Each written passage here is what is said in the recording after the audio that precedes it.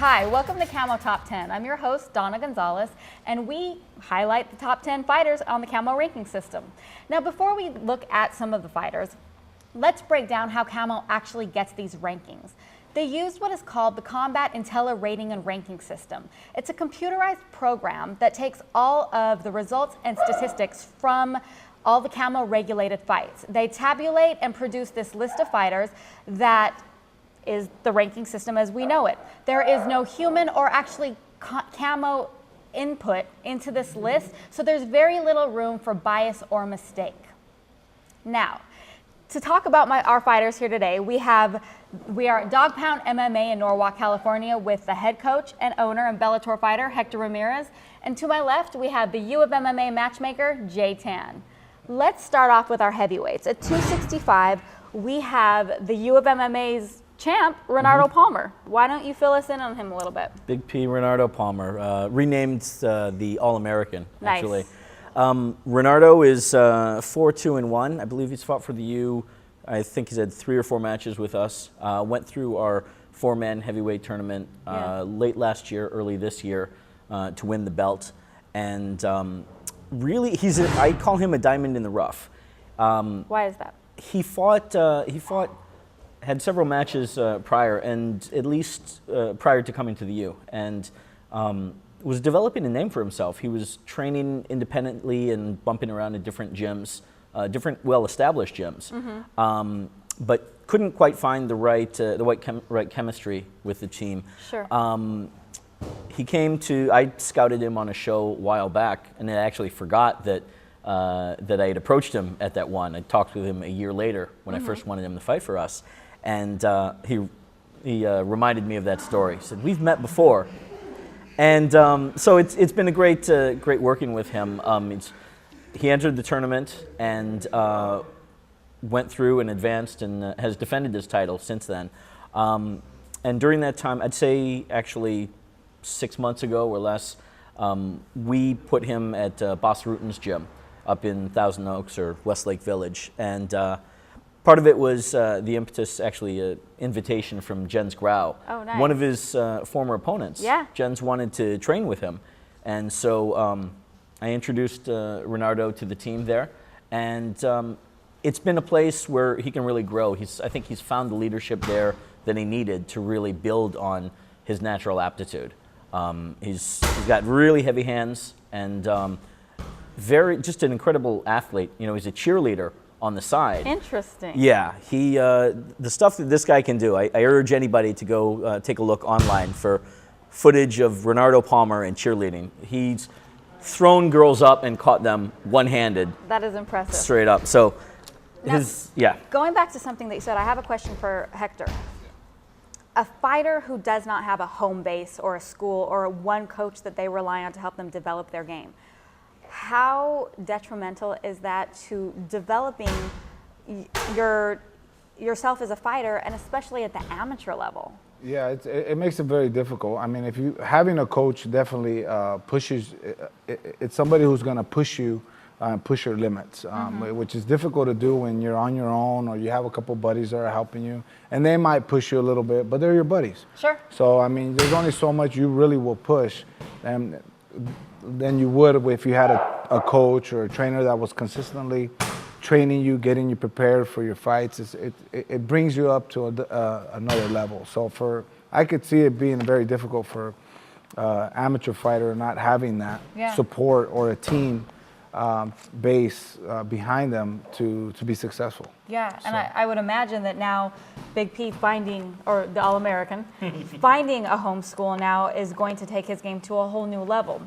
Speaking of his game, we've seen him fight a couple times, and I think we find a lot that the heavier fighters rely on their heavy hands. So that when they get later in the fights, cardio becomes a huge issue. And, you know, Hector, you were telling me earlier how much cardio plays a part, especially for big guys. Like, take, for example, the last UFC fight, JDS and Kane. Kane's cardio was insane. Right. How much is cardio a factor when you have those heavy hands, and what happens when you rely on those heavy hands too much? Well, you know, if you rely on it, if you don't have the cardio to maintain that pressure, constant pressure on your stand-up, you won't be able to do it if you don't have the cardio. So cardio is, especially for heavyweights, because most of the fights end rather quickly in amateur, in the heavyweight fights I've seen, because the opponents get tired. Yeah. So when you're tired, your body will shut down on you. No matter what you've been doing, so you'll kind of know where you're at or what you need to do to perform better. But definitely your cardio as a heavyweight, I mean, the last heavyweight fight showed Cain just relentless on Dos Santos. Amazing. Just that constant pressure, and he kept to his game plan. He kept to his game plan, and that's why he won, because it's tough. I mean, he could have easily pulled away from it and did the stand-up, which Dos Santos had a better stand-up than Cain. But Cain didn't do that. He stuck with this game plan, and that's what the coaches and his team prepared him for, and he won. And finished the fight, finished them. Cardio Cain Velasquez, we loved it. Yeah. Back to Big P. Does the U of MMA plan on bringing him back to defend his title? Oh yeah, absolutely. Ronaldo wants to come back and defend again. I was thinking as we were talking about the cardio, we kind of saw that in his last match, his title defense against Joe Hernandez. Also another big, heavy-handed guy. Yeah. I think the both of them pushed each other really in that second and third round. Mm-hmm. For those that don't know, Ronaldo won by split decision. And the second and third round, you could see both those guys. They were struggling. You felt the struggle with them. And how much do you think Ronaldo being at the new gym, how do you see that changing his game from what we've seen so far? It's putting that pressure on him that Hector was talking about, that he needs from a good coach and a team that is going to challenge somebody and make them do better than they think they can. He needs that, and he's getting that there. Hopefully we'll have him either on the next show or possibly the first one in 2014. But Big P's heart is definitely, he's in it to win it.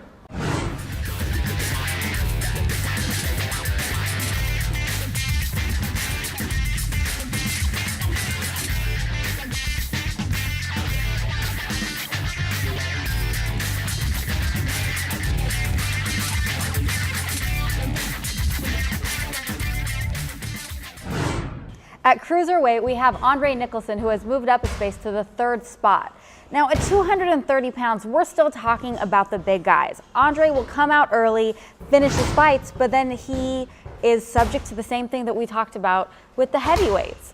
Talk to me a little bit about what happens to Andre later on in his fights if he doesn't finish early. Well, Hector can speak better than I can, but with a lot of guys, when they have success early or they get into a good groove with their matches, they'll come out, give it their all in the first round or the first couple of minutes, and then after that, things can kind of fall apart and you get lost. At which point you're more susceptible to getting caught or just losing the momentum of the match. Yeah. Hector can speak better to whether that's the case with him per se, but I'm noticing that 4-1 at Sparstar, that's certainly one of Tony Padilla's good stars there. Sure, that's nothing to gawk at. Now, Andre's also got the thing about him that he actually, he seems like a professional fighter. You know the thing, you have the thing. What is the thing? Well, he's got that spark, he's got that charisma per se, and where he comes out and he's confident. He's very confident when he comes out. He comes out and he's very explosive in the first round. He's always looking. Andre's always looking for that knockout. He wants that big boom type of a knockout, coming at you hard, aggressive. And, the only thing that I see as a professional, seeing him fight, is just that, he needs to work on his timing and controlling that, for the later rounds, because he's not really used to going later rounds because he's got a lot of KOs in the first round. Puts it all out in front, doesn't save anything in the tank for later. And I think if he brings up that cardio, he really has that he can bring that level, higher if he brings that cardio. Yeah. In my opinion, but he's very aggressive. You don't want to sleep with him or relax with him because that's when he might come out at you and come hard. Nice. So he's a very good fighter. Now, as a promoter, how how much of a factor is that spark, that thing, the guy that's going to promote himself, the guy that's already coming in there as part of the show? Yeah. A lot of guys, you have to make them be part of the show, but not Andre. Andre is like, I am the show. When a fighter has an it factor, it's a huge thing for a promoter. At this level of amateur MMA, we're still talking about friends and family buying the boatload of the tickets for each fighter. And I'll tell you, fighters, get on that. Learn your personality and put it out there. Promoters love that. That's what's going to get you booked more often than not. To blow yourself up on social media, put yourself out there, that it factor. With Hector, he'll come out with a colored mohawk. Nice. He's got that swagger that everybody looks, and even if you don't know the name, right. you're gonna go, I want to follow this guy. He's interesting, and I'll remember him. And that's the kind of thing that promoters really want. It's it's a sport, and we want fighters to develop, and we want good, talented fighters. But this being an individual combat sport, it's also entertainment, and you are your own brand. Right. You've got to learn how to market yourself, and that's equally as important as somebody that goes undefeated. Absolutely. How much does that play into the training? Do you actually talk to your guys about creating a brand, about who they are and what they're going to be as professional fighters? Yeah, I mean, that's one of the main things is the amateurs have to learn very quickly is that this is also a business. Yeah. You know, it's at the end of the day, you know, the promoter's got to make money, the show's got to make money, and how they do that is, you know, depending on the fighter. You know, if he sells, you got a fighter who sells a lot of tickets, then that promoter's most likely going to bring you back because it's a business. You know, that's just the business aspect. And everything in the world, there's the business part of it. But as far as the promotion and the hype and everything, it's something that, you know, you don't really talk about, but when the time comes for my guys to start selling tickets, I'll tell them, hey, sell tickets. You gotta sell tickets. You gotta sell tickets. We try to help them out here at the gym and stuff.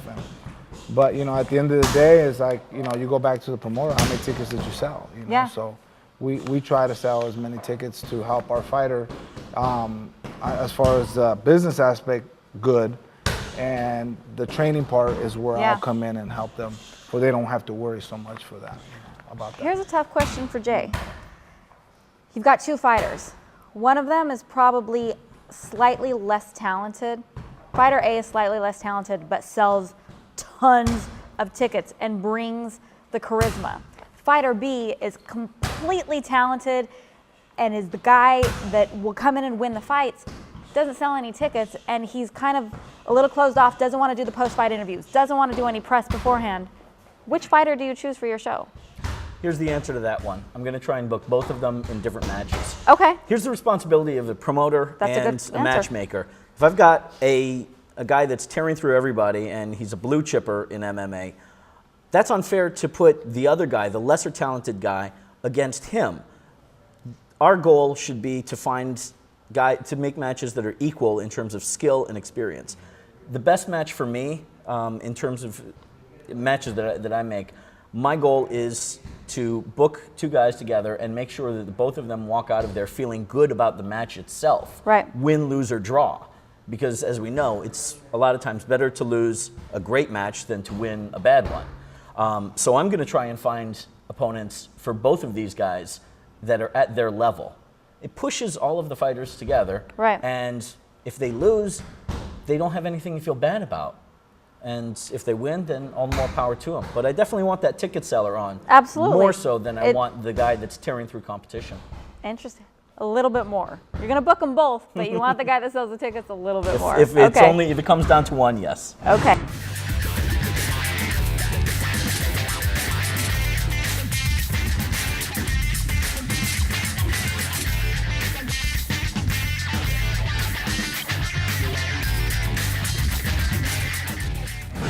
We're going to move on to our light heavyweight category, 205, your category, and we're going to look at Jarrell Cephus. This guy is a beast, and he fights out of... Name sounds familiar. Jarrell Cephus. U of MMA. Yes, the U of MMA. And he made quite an impression his first fight at the U. You want to talk about it? So Jarrell Cephus at one point was an unknown name to me. I was booking a show, I believe two shows ago. Jens Grau was our light heavyweight champion. He had just won the crown. And I was looking, my goal personally was to find somebody at his height level, quite frankly. Yeah. Jens is a bit older, lot of match experience, and only 5'9". One of these other heavy-handed, heavier guys. Yeah. I'm scouring through the CAMO website and making my list of guys, and Jarrell Cephus sticks out. He's got a very respectable record. He was under 6 foot. Jens has been fighting most of his career against guys 6'1" and over, and so I wanted to switch up an opponent and give him something different to try. Jarrell responded to my phone call. We talked, and it worked out perfectly. He was willing to take the match, and lo and behold, he catches Jens and Timber, I believe, early in the second round or so. Drops him with, I believe, a right. But it was, Jens had fought for us 2 or 3 times already. That was a pretty action-packed fight from the time the bell rang. Those guys just really was. Boom and collided. Yeah. It was like 2 bulls locking horns going against each other. And Jens was an established name against Jarrell, who was coming in that a lot of people didn't know, but he got on their radar really quickly. He did, and that was a great first impression. Speaking of size, now, you've got short and stocky, and then you've got tall and not quite lanky at 205, but taller and long. Got some long ones. Yeah, you've got some long ones. How does that come into effect when you're training, especially when you are the shorter wrestler and, you know, the wider guy? Talk to us about the different ways that the fighter sizes and body shapes affect you. Well, they do affect you. I mean, you know, even if they're southpaw, you want to train against somebody. If you're fighting a southpaw, you want to train with southpaws. Yeah. You want to learn how to adjust and adapt, and how you could get in there. So if you're fighting somebody taller, then you find tall training partners, guys that are similar reach and movement, so you could kind of start figuring out how you're going to get in there and what works and what doesn't work. Right. And you know, you start playing the what ifs. You reach in the what if bag with that. But I mean, it does change the game a little bit. So you definitely want to prepare yourself for that. So if you find somebody, you know, somebody who's tall. I fought Kendall Grove. He's 6'6". Right. I'm 6 foot. You know, there was definitely a height and reach difference. Sure. But you know, I still found a way to win that fight. So. As a fighter, what's your personal preference? Would you rather have the bigger guy, or would you rather have the short, stocky one that you're going to have to worry about the wrestling? And you're a wrestler. I would rather have a guy of my size. A guy my size. A perfect matchup. A perfect matchup is always fair, right? You keep it fair. But I mean, you know, it's just you don't really have control of that. You know, your opponent's your opponent, and you know, you got 6'3". Usually in the pro level, the 205 pounders are around 6'3", 6'4". That's the average height, you know. Sure, so you're coming in just I'm a little always bit the short shorter, one. Yeah, it's the shorter one. So you just kind of try to adapt and change and you know, train for it. That's the best you can do. I mean, I'm a fighter. I'm gonna fight whoever's in my way. So if I get a fight in the street, you know, you can't really be picky. You know, it's the tall guys talking crap. Sorry, sir, I can't fight you. You're not a good matchup for me. How tall are you? No, it's on. You know what I mean? So. Now, as a matchmaker, when you're looking at 2 fighters, besides style, what are all your considerations? When you just said you wanted a different body type for Jens because you've been giving him the tall guys. So what are all the factors that go into a good matchmaking? I try to take everything into consideration. For me, the tenets mostly age, height, stance sometimes, fight experience, including record, as well as how long they've been training in MMA, training in other disciplines, everything from traditional martial arts, wrestling, boxing, kickboxing. And do they have records in those disciplines? What belts are they in, you know, whether it's jiu-jitsu or traditional martial arts? All of that, you kind of take it all and combine it and try and find the best even keel, you know, across the board, even level matchup. And sometimes it works out, sometimes it doesn't. Yeah.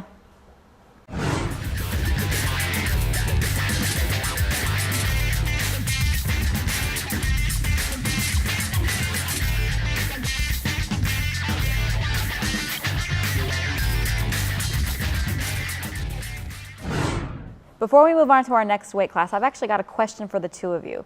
I was thinking about this morning, mixed martial arts started off being mixed martial arts. They're taking a whole bunch of different martial arts and saying, let's see who could be the best man in the cage that day. But it has really evolved into its own sport. So is there really mixed martial arts anymore, or is there the sport of MMA that kids coming up have to learn the ground, they have to learn to strike, and they have to learn takedowns, and you have to be all encompassing? Can you just come in and being like, I'm a karate champ, or I'm a boxing champ, or I'm a wrestling champ? Do the singular fighters exist anymore? And no, you know what? I don't think so. I don't think, maybe when it first started, yes. Yeah. But now the sport has evolved. The sport has evolved. Yeah. It's everybody. You got kids now that have been training since they were, 8 years old. Yeah. And they're doing jiu-jitsu, and now there's facilities and training that teach everything. So I mean, you'll have, like for instance, you'll get a fighter who's got a stronger point. Say he's a boxer, but he fights a wrestler. The wrestler takes the boxer down. He's like a turtle on his back. You know what I mean? So you have to train everything. And I mean, I think nowadays, and even in amateur, it's very important that the fighters are fairly well-rounded. Sure. Yeah. So. Jay? I was going to say, I agree with that probably about 99%. It is true that this is a sport now unto itself. Absolutely. That said, if there's a place where people from only one certain discipline can try MMA, it's at the amateur level. Okay, you shouldn't that's totally necessarily fair. jump into the pro ranks. Unfortunately, with a lot of regulation rules, if you're a pro fighter of one discipline, then you're a pro fighter, and you're a kickboxer or boxer. That's also fair to your amateur opponents, though. Yeah, indeed. I just hope that we don't have to go back to calling it cage fighting again. Yeah. Since it's just one style now. But so then we all agree that there is no such thing as bringing in, I don't know, a judo champion and putting him in the cage and saying, go for it. Because the other factors just, you need them. Well, it's going to happen. Today. That was a big thing in Japan. They love their Olympic champions, and the style versus styles thing still was a good marketing gimmick or element in pride matches, things like that. But you're always going to have guys crossing over from one style to another. It's on them to find the right team and for them to put themselves in an uncomfortable position and train in the style that they're not well versed in. Sure. Wrestlers need to learn how to be on their feet and throw hands and kicks. And likewise, absolutely, strikers are going to have to get used to being on the ground. If you want to go pro, I guess that's the point. Mm-hmm. There is no such thing as a fighter who's not well-rounded, who's a professional. We are going to move on to our middleweights now at 185.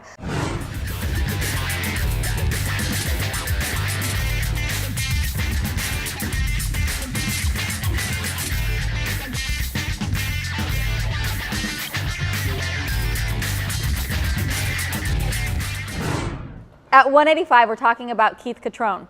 Keith, if you are watching us right now, email us, tell us what you're up to, because we could not find a lot on you. But what we do know is that you are 7-0. You finished with 6 submissions in your fights. That's amazing. But here's my question. Keith fought 5 times in 2010, took a year off, fought twice in 2012, and has fought once in 2013. 2-part question. Mm-hmm.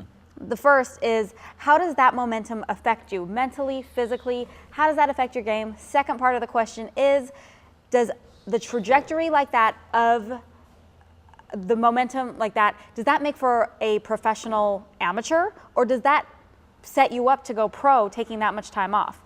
First part of the question. I think it's not that difficult to come back and take some time off, but I mean, you do get what's called a little bit of ring rust. Sure. So I mean, if you're back in there, you come back and you're doing the training and you're doing a lot of live sparring, it brings you back in. You can go back in there and because you've already done it. Right. So it just comes back like muscle memory. I don't recommend it, but it's something that just happens sometimes with life or whatever situation happens. But how does it affect you mentally and emotionally?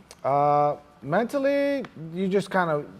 I would think you have those doubts that will come in play, and emotionally, you just gotta fire yourself up. Or if you have a coach who can do that for you and motivate you to go out there and fight a fight. Yeah. Jay, second part of the question. What do you think this says for his career, if anything at all? I don't think there's really anything, just based on these facts alone, I don't think there's enough for us to know or to make a judgment call. Sure. There could have been an injury that's put him on the sidelines, or could be something good, like a promotion at his job, busier. He could be in college, could have had a baby, of course. Something like that, yeah. So I think especially what's impressive is with his record, having blown through so many guys early, to come back slowly, that's not necessarily a bad thing. You want to do things right, not right away, is one thing I like to say a lot. And is consistently fought in the past 2 years, maybe a lesser rate, but like Hector said, working off the ring rust is okay. Sure. So especially with a record like his, I'm sure that if he's deciding that he wants to come back, that he will come back, and he's certainly got the talent and aptitude to capitalize and pick up where he left off. Awesome. Keith, if you're watching, we'd love to hear from you. What are you doing? Call us.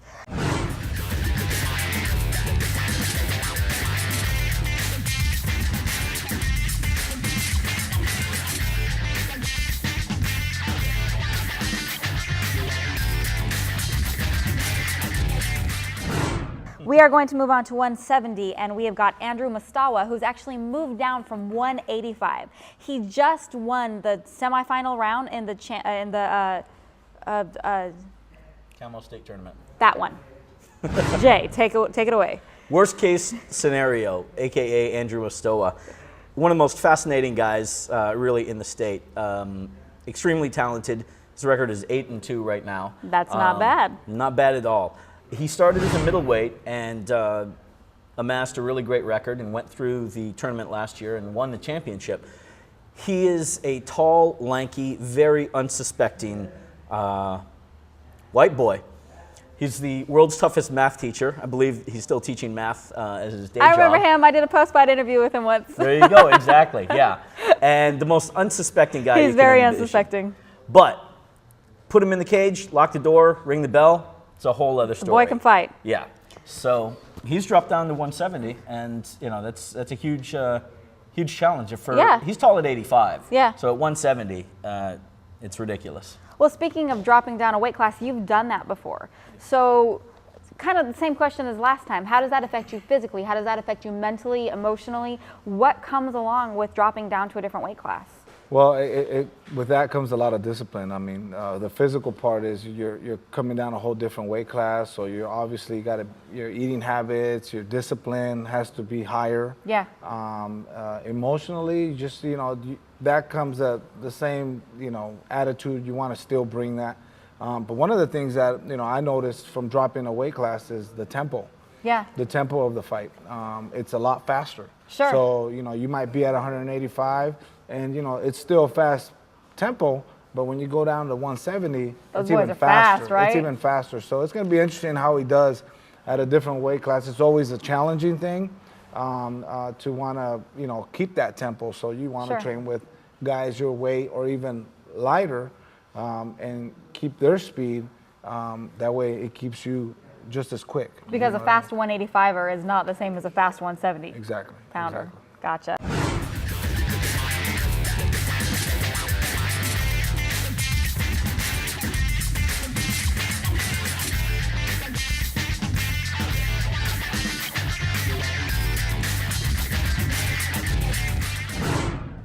We are going to move on to our 155 lightweight category, and we've got Darian Chapman, who is not only an exciting fighter, but he's a break dancer, and he's been on So You Think You Can Dance or something like that. Talk to us a little bit about his fighting. Do you think that his break dancing actually plays into his fighting style? I do, actually. I've seen him train jits at House of Champions in Reseda, I believe. He's fought for us twice and also on the Savant Young show very recently. What's fascinating about DC, you look at him and he's pretty lean, smaller in terms of height, but really lean, strong muscle. And what I think was fascinating about when I saw him roll was between dance and jiu-jitsu, I think there's a parallel in terms of learning how to use your body. Sure, slight movements. A slight little movement in jiu-jitsu obviously can make a huge difference on a choke or any kind of a grip. Same thing with hip hop, I think. And he really, I could see as he was learning from his instructor, these little finesse moves and alterations in his positioning that made a big difference. And I think he's probably drawing from his dance career. He's got to be, yeah. Yeah, and applying that to how he finesses his jiu-jitsu. Sure. Speaking of body control, is that something that you can teach somebody? Is that a part of the it factor, that learning the small intricate movements? You can teach anybody. You could take me and my grandma and, you know, put us in front of a bag and teach us how to stand there and we'll both punch the bag. But is the intricate body control, is that something that just some people have, or can it be learned? No, it's something that's both. I think both. There's some people just have it, and it's something that some people need to practice on. And it's just like anything, any type of move or anything you train, you have to train that as well. I mean, you have to be able to, while you're physically doing something, tell your body how to move. And I mean, it sounds a little silly, but if you ever try something new, you know, like footwork, ladder, you know, if you ever tried that, and this is one of the first things I get adults, people who've done sports, and they have difficulty doing that. It's because their mind is telling their body, and it's, you got to bring that together. Yeah. And some just have that already, you know, just playing around in the playground. You know, it's telling your body to reach or grab or swing off of this, or, you know, it's just that connection that you have within yourself. So I mean, a lot of people have grasped that in like dance. You know, I could see that connection. I could see that telling your body how to move, and you know, especially in hip hop and break dance. I mean, I definitely see that. Well, and that's got to speak to the reps. Like, if you train your body to do something 1,000 times, then when you're under the pressure and maybe you in the middle of a fight and it's not going the way that you planned it to go, but if your body does that automatically without thinking about it, that's probably where that comes from. Yeah, that's when your body just reacts. You know, most of the times I'll do something and I'll be in a position, I'm like, after the fact, how did I get here? You know, and look back and, I did this. Oh, yeah, I drilled that millions of times. So now, before we move on, I've got a really quick question for you. Have you made it through a fight and not remembered any rounds that you've been in? And been like, hey, it's the end of the fight. What's going on? Yeah, it happens. Or a lot of moments, you know, how did I hit him? I know he fell, but what did I catch? So you go back and I'll look at it and be like, oh, I caught him with that. Oh, wow, why am I not, you know, because I'm reacting. It comes with your training. So you just, you know, with that, that's how your body will react, the way you train. So reps, reps, reps. Yes.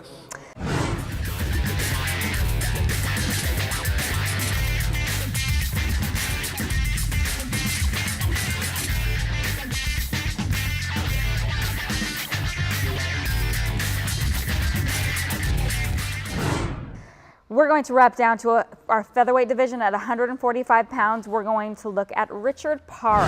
Hector, what do we know about Richard Parra? Well, from Richard, he's 9-6. I know that. He's got a record of 9-6, and he's ranked number 4 in the featherweight category. Okay, here I've got a question about the number of fights an amateur has, and both of you guys can answer it from your two different perspectives. Is there a magic number that you're like, you've had X number of fights and you're ready to go pro? Or is there a magic number that you're like, look, dude, you've had 10 fights, maybe this is not your thing? Like, is there a number in there that becomes a factor? Or is there a number that you're like, too many, you shouldn't be pro, I mean, you shouldn't be amateur anymore? Jay? For me, obviously, it's the more matches you have, then the more that you start to think about going pro. But yeah, if you're 1-9, then the writing is on the wall. And the more matches you have, the harder it is sometimes to get opponents. Sure. Myself personally, as a guideline, I would think about 5 fights or so is kind of a crossroads where you determine, do you want to go on with this or do you not? But it really is, it's an amalgamation of different factors. Yeah. How many matches have you had, the level of your opponents, you know, who have you faced, and how have you fared in all of that? I know guys that were perfectly qualified at 4 and 5 to go pro. Really? Yeah, just as much as guys 5 and 1 have gone pro. Right. Well, what about you? Because we're not talking about a car or a machine. This is your body. So how much can you use your body before you have to take it pro and make a business out of it? I think that's interesting from a promoter's, matchmaker's point of view. As a fighter and a coach, I would probably say roughly around 10 fights, amateur. And the reason I say that is because in the amateur level, it's very difficult to keep somebody truly consistent than you would a pro fighter. A pro fighter is making money so he could survive. An amateur would probably find it a little more difficult because they got their job. They're not really getting paid in the amateur level. So the importance it becomes a little more challenging. So I think 10 fights is fair. If he's got say a 6-fight run and the guy's on fire, he's got six wins in a row, then I would agree with you. My number, particularly for my guys, I would want to look somewhere around 10 amateur fights and see how, if we have a winning record in that, and kind of judge the losses that they might have and what they did. What were the circumstances, or do they still need more work in some things, So I mean, I would mostly, as a coach and fighter, look a little more as 10? 10, roughly. Now, what's the timeline? Is this 10 fights over 3 years? Is this 5 fights over 2 years or 1 year? What's the timeline that goes along with the factors that you guys consider? Well, Hector's right. It's a very subjective thing. And I think whether 5 or 10 fights, it does depend. The timeline is another factor. Who you're fighting, as well as how often are you fighting? Is it consistent? Are you getting to the gym on a regular basis? Right. And, That's huge. and showing up, supporting your team and training with them. And does your coach feel like you're ready for it? Yeah. So everything is subjective. It varies, but the more consistent you are, definitely the better. The more you're going to improve, and the better you'll be when you do go pro. Sure, Hector. What's your timeline? I'd say about a couple years. I mean, some might take a little bit more. Obviously, like you get somebody who doesn't have any experience at all at wrestling, and wrestling is something that takes time to learn. Same with any sport. I mean, I give every. You just can't walk in and start taking people down. Well, no. 3 weeks? I mean, it takes time, especially if you go up against somebody who has 5-6 years experience, and you have to fight that individual. So the difference is there, And just like with boxing and with jiu-jitsu and Muay Thai, all that comes into play. So you want to, 5 fights a year, 2 years, and see how they evolve. And as long as they've been consistently training every art. You want your guys fighting a lot. You want your guys fighting every 2 months. I want them That's fighting. What I want them doing the smokers. I want them doing the wrestling tournaments. I want them doing jiu-jitsu tournaments. So tournaments. you wanted to mix it up. These aren't all 10 MMA fights. You want smokers. You want tournaments. You want MMA fights. So like just a fight is a fight. Yeah. Well, I want to get my fighters as well prepared when they go out and do their first professional debut. And put all that hard work and dedication to see it pay off. Yeah. So definitely. Awesome. Definitely.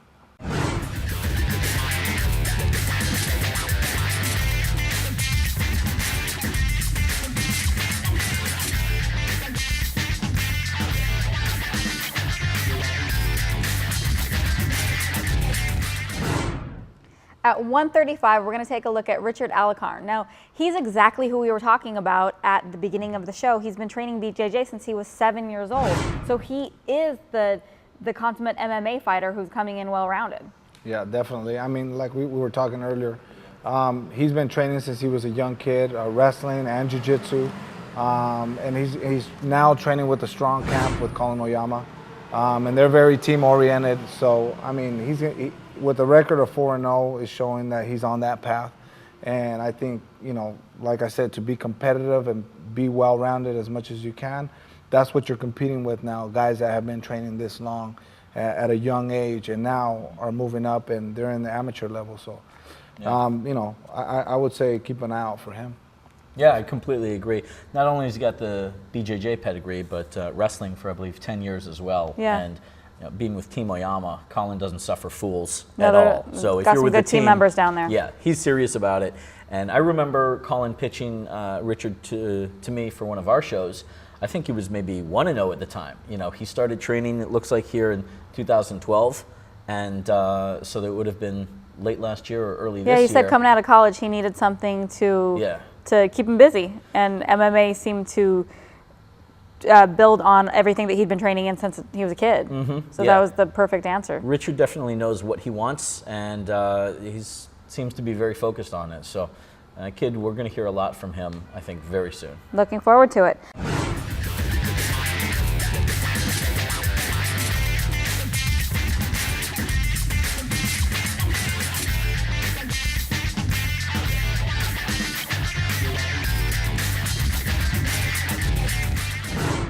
Moving on to the last division that we're going to talk about with the gentleman today, 125, we've got Matthew Ramirez. Jay. Matthew is from Northern California, 6-0, another guy, much like, Richard, who has a great, he's riding a high wave right now. Yeah, he's just moved up 2 spots in the ranking, so congratulations, that's awesome. 6-0, 4 first-round finishes, won by decision twice. Clearly, he's on a tear right now. Right. And I think especially with the flyweights, you know, when you get to the more extreme weights, heavier or lighter, there's less competition. But I think also psychologically, the guys that are in those divisions are that much more determined to make their mark. Sure. I think we saw this a few years ago when the UFC, for example, had fewer weight classes. Absolutely. Those guys wanted to make a mark and establish their division. That's the case here with Matthew and the flyweights in general. Now, how do you help guys who are at the extremes of their weight classes? How do you help them develop?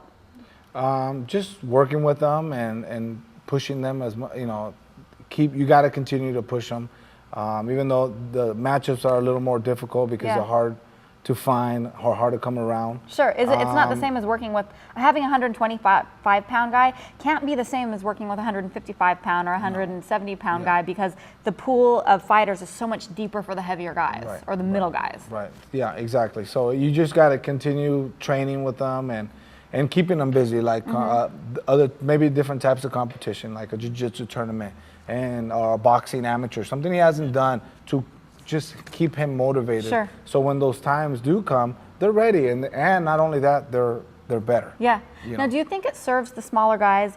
Obviously, they're going to have to train with bigger guys because that's what usually makes up the gym. But because of the tempo difference that you talked about at the lower weight classes, if you only have 125-pound guy and then his next teammate is 45 and up, how do you prepare them for that tempo that they're going to face against a guy their own size? I think that's when a good coach comes in game. He'll, like for me, what I'll do is I'll go out and I'll look for guys, whether they be a wrestler or a jiu-jitsu guy. I'll try to find guys around that weight to push them. So you actually go out and scout training partners for your guys? If need be, yeah. If need be, yeah. I do, and I have, and I try to do that to push our guys. To get them pushed.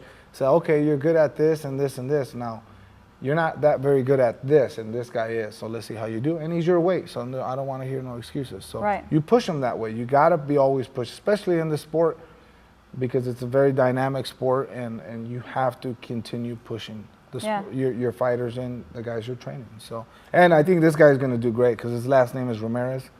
It's a good last name. That's how we do it. As far as it's in the pedigree. Do you find it harder to make the matches at the extreme weight differences? Absolutely. The heavier guys, the heavyweights are pretty common. I'd say more common than flyweights, to be sure. And I want to see more lighter guys, flyweight level guys, get into the sport. I've had a tough time at 125 trying to find matches. Normally, I'm talking to guys that, if they're at 125, I'm always asking, will they go up to 130 or 35? Gotcha. And it's funny, I was just thinking now, as you were talking about finding guys, sparring partners at the smaller weights. About a month ago, I was up in Seattle and stopped by AMC to get a workout and saw Demetrius Johnson working out with Tim Boach. Nice. Tim Boach and Bibiano Fernandez, and Bibiano's at 45. They probably couldn't catch him. Yeah, well, DJ had Tim up against, he was working on a single leg up against the wall. He was working on it for a while, to be fair. But it was a comical image there. And, even Bibiano Fernandez, I mean, you'd consider him a smaller guy, 145 champion, I think, at 1FC. But still, that's 20 pounds over DJ. And that 20 pounds means a lot more. Totally, it does. At the left end of the bell curve than in the heavier weights. Absolutely.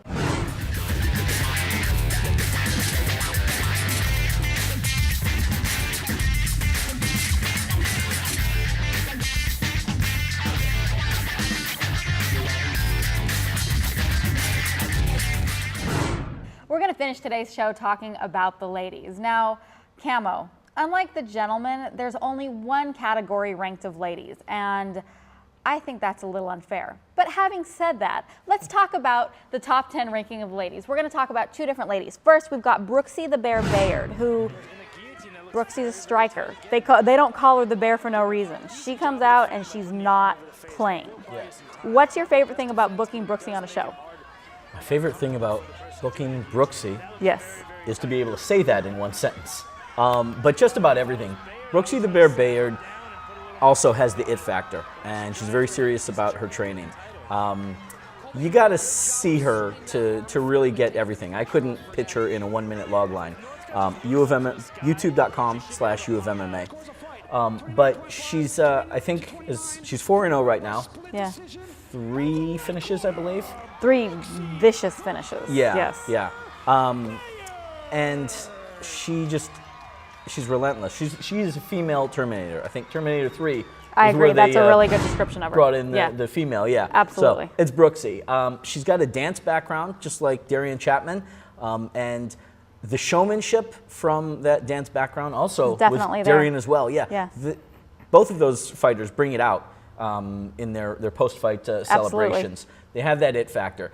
She's fearless. Brooksie, I remember when she was pitched to me, the coach said, I got this girl that I'm working on, and you know how her training partner, Erica Newsom, who's fighting for us. Beast. Mm-hmm. Beast. He said, you know how Erica doesn't like to really hurt people? She's kind of quiet and a little bit gun-shy in the cage. Which she's not. Exactly, at all. Yeah. He said, Brooksie's nothing like that. Brooksie wants to hurt people. Brooksie will not stop. And she that's does. pretty much it, yeah. Absolutely. So you just can't go wrong with Brooksie. She's got a new team now. She's over with Boss Rutan's team and is having the time of her life. They're going to do good things with her, absolutely. Before we talk about Jessica, here is a question, and I don't mean this in a cliche way. Female fighters are absolutely adept athletes, but is there anything different about training a woman than there is a man? And I'm not, like I said, not to be cliche. No, I mean, you want to push the female fighters just as much as you would the male fighters. Sure. You want to get them prepared for anything. So no, I mean, as far as the way we train our females, no. Sure. We don't hold back. And, I tell them if we spar with the guys, I'll tell the guys, hey, give her a little whacking, but, don't knock her out. Unless they're the same weight class, then they should be able to go at it. Yeah, that too. But still, I tell them, don't kill her. Well, this could be, in all seriousness, the reason that I think there is only one ranking system for the women as opposed to different weight classes is because maybe like the 125ers, the pool is just not as deep for WMMA as MMA. Is that true? Like when you're making matches, are there just not that many women out there yet? That's a factor, yeah. Just like the flyweights, it's hard to find a large enough pool of women. Sure. In the same weight class where you can mix and match like you can with a featherweight or lightweight, middleweight, whatever. And unfortunately, at this point in time, women's MMA is still kind of in its nascent stage, at least here in California. As many women as there are, it's really tough to get women to shift 5 or 10 pounds. It is. It's harder to move weight classes. It's a little bit easier with males that are more used to that shift. Sure, absolutely. Yeah. And there's a chemical factor. I mean, it is harder for women to manipulate their weight. Yeah. Certainly cutting hormones. Absolutely. So fast. It's a real thing. So another fighter we want to look at is Jessica Pryer, who has also fought at the U of MMA. Tell us a little bit about Jessica. She's just as exciting. The ladies seem to always bring it. Does anybody else notice that? The ladies always bring it. And that's why I try and book as many as possible. J10 at uofmma.com. I should say that again one more time. But Jessica Pryer has a Taekwondo background, if I Yes. remember correctly. She trains at UFC Rosemead, which seems to be a good bastion of They've got some female good people fighters. over there. You've got Lethal Laura Salazar training out of there, Janae Noonan, who's been in the scene for quite a while. All three of them train there, and I don't know how much they're necessarily a team versus they just all happen to be there. Sure. But it seems to be a great source for female fighters from Rosemead in that area in general. Jessica had a fantastic showing just a few months ago at our last show against Yumi Matsumoto, who herself is quite a character and one worth looking up. She always brings it as well. Absolutely. And Jessica just was really good using her reach and keeping it on the feet and controlling. Vicious knees as well, now that I remember it. Yeah. So a lot to watch out for from Jessica.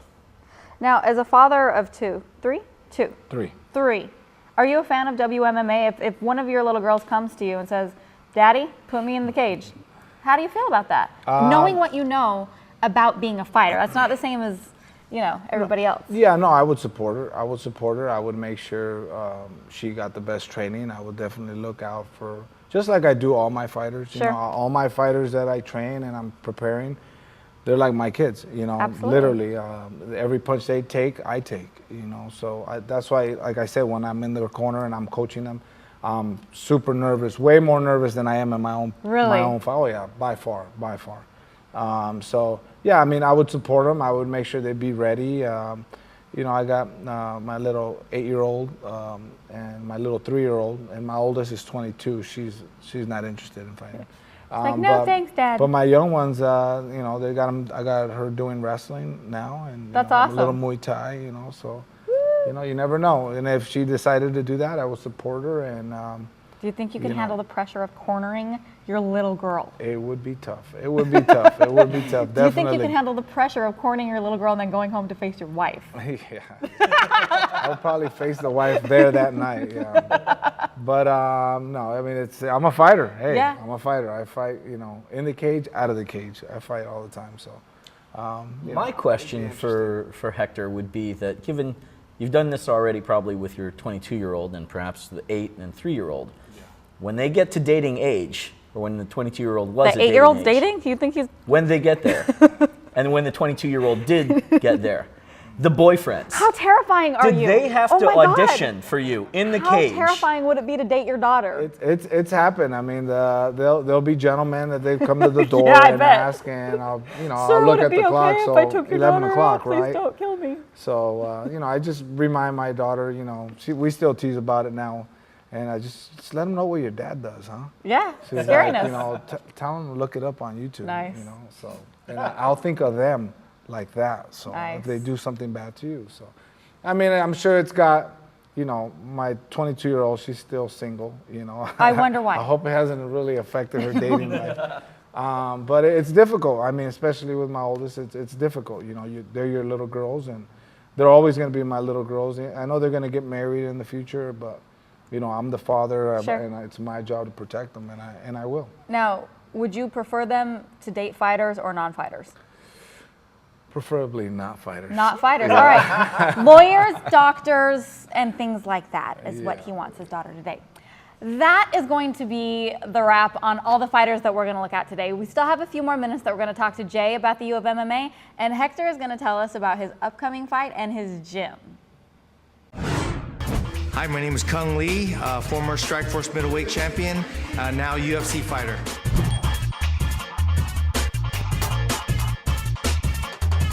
We are in the Tap Out Gym in LA. Definitely, I know about Ryan's 90-day challenge. It's like a 90-day Muay Thai challenge. Today, I just want to come in to see, you know, what he's been working on and his flexibility and his athletic abilities. Just broke down some simple techniques and some basic punches, basic kicks to get him started and build on his foundation to, you know, get his end result in his 90-day challenge.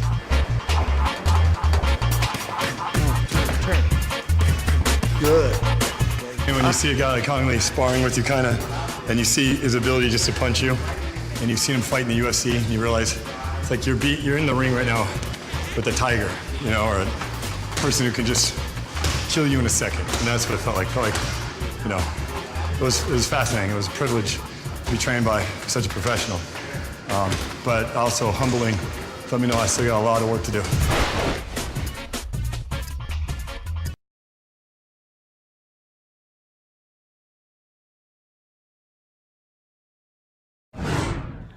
Welcome back. Now we're going to highlight the U of MMA a little bit. Jay, the U of MMA has been around for the last 2.5 years, and you guys have made quite an impact on the amateur circuit in California. What can we expect to see next from you guys?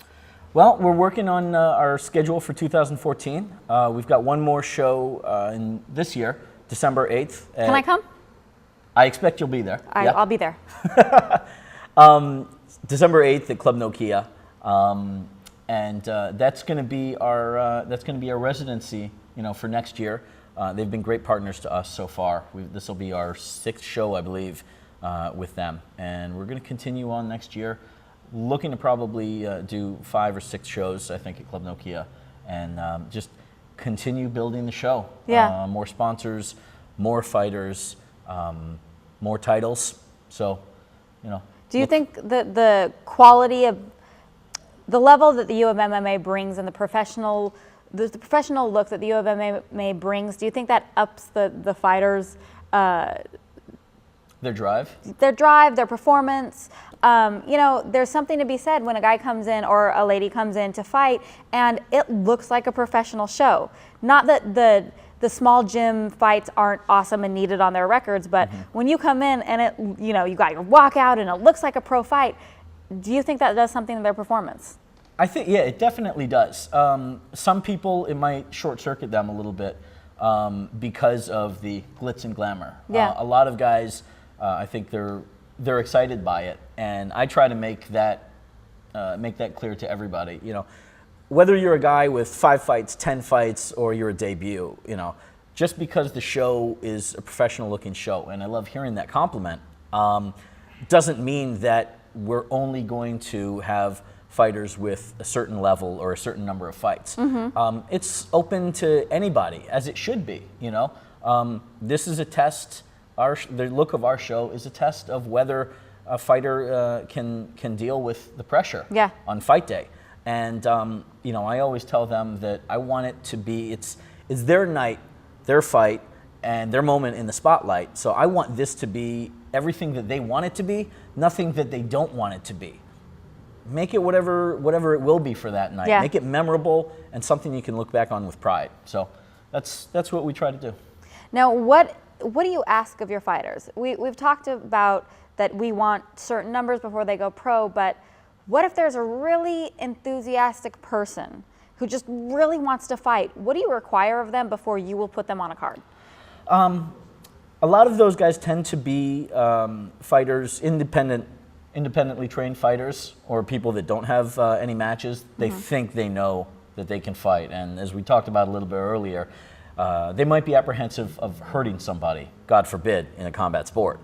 So I'll talk with a fighter like this, somebody that is coming to me personally to fight, and I'll ask how long they've trained, where they're training.